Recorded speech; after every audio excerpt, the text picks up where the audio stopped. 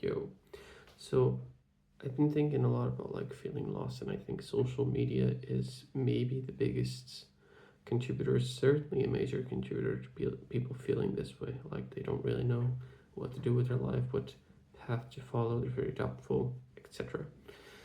And I think there's a couple reasons for it. I think the very first one is that when we watch a lot of, or when you consume a lot of content from social media, I mean, there's a lot of people out there making content, right? So you're getting a lot of advice from a lot of different people, and you're seeing their lifestyle, and you're seeing maybe even um, conflicting advice.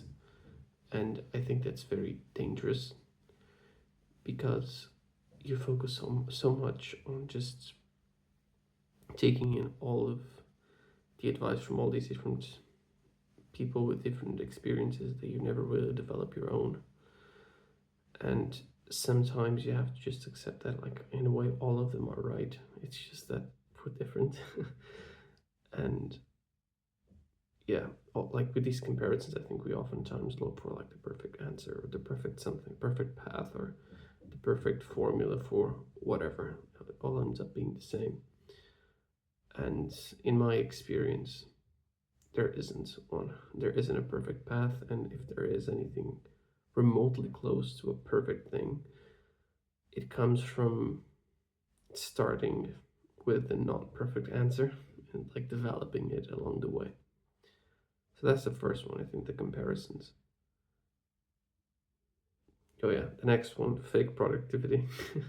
We like to convince ourselves that we're doing so much and we're being productive, and you don't even need to, like, you don't need to be in the productivity space to like be watching videos that you deem to be productive. It could be anything. It could be if you want to learn how to, I don't know, mow a lawn or something. Like, well, I wouldn't say this is so common, but you could maybe watch a lot of videos about mowing lawns and you'd convince yourself you're being productive, whereas productivity really would come from just mowing the damn lawn. um, and I think it's such a vicious cycle because you consume more content thinking you're getting more knowledgeable and that the next piece of content is going to be the one that's going to change your life or give you, like I said before, like the perfect answer or something, like a crazy piece of wisdom that's going to really change the direction of your life, the trajectory of your life. But it's not. There isn't such a thing in my experience anyways.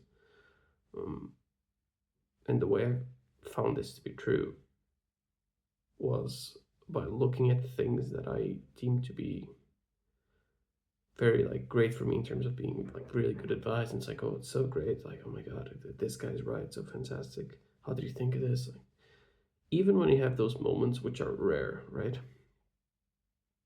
Sometimes you go look at your behavior and your circumstances and nothing has changed.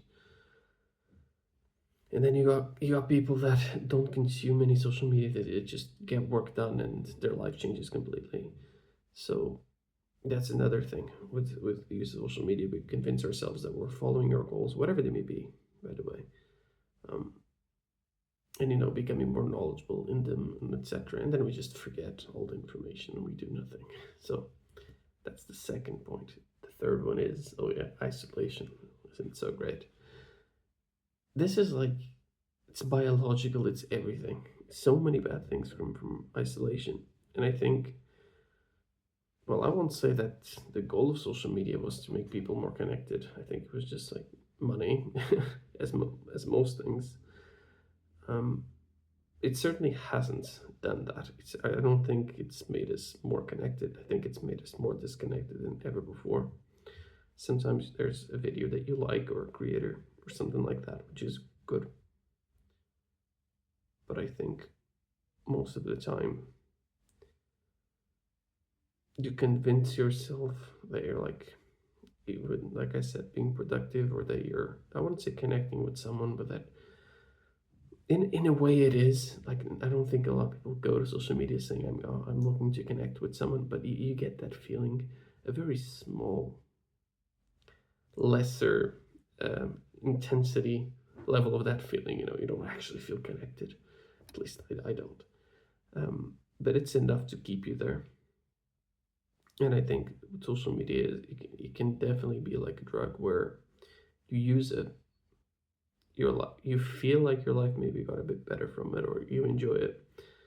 But the more you use it, the more other things start like crumble, and then all you have left is the social media.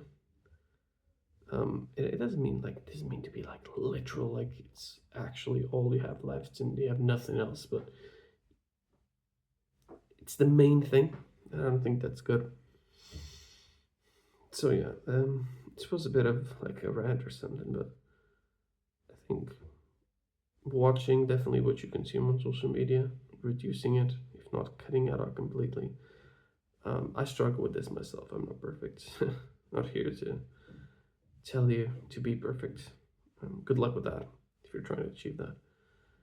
But yeah, just my little 2 cents on why I think social media makes us very lost these days.